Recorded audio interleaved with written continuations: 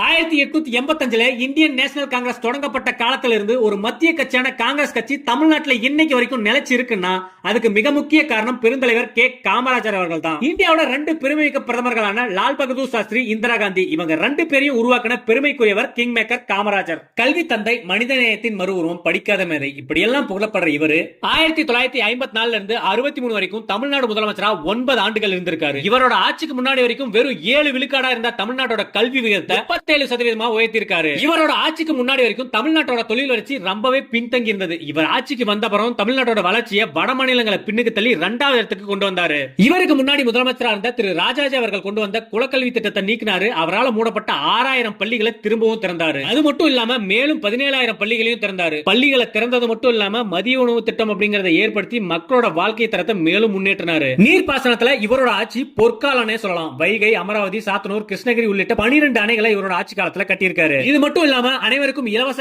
கட்டாய கல்வியை விரிவுபடுத்தியிருக்காரு. பள்ளி மாணவர்கள் அனைவருக்கும் இலவச சீருடை வழங்கியிருக்காரு. கிராமங்களை சாலைகளால இணைச்சிருக்காரு. கிராமங்கள்ல மின்சாரத்தை கொண்டு வந்து வாழ்க்கை தரத்தை உயர்த்திருக்காரு. இவரோட ஆட்சி காலத்துல முதல்ல பள்ளி, அடுத்தது உணவு, பின்னர் வேலை, இந்த வரிசையில மாநிலத்தை உயர்த்தின நிர்வாக திறமை ஒரு மைல்கல்லுனே சொல்லலாம். கல்வி, ஊட்டச்சத்து, நீர்ப்பாசனம், தொழில், சாலை, சுகாதாரம், மின்சாரம் இது எல்லாத்தையும் ஒரே காலகட்டத்தில் முன்னெடுத்ததுனால காமராஜர் கல்வி தந்தைன்னு புகழப்படுறாரு. ஓகே மக்களே, காமராஜரால கொண்டு வரப்பட்ட எந்த திட்டம் உங்களுக்கு ரொம்பவே பிடிக்கும் அப்படிங்கறத மறக்காம கமெண்ட்ல சொல்லுங்க. அப்படியே நம்ம பேஜையும் ஃபாலோ பண்ணிக்கோங்க.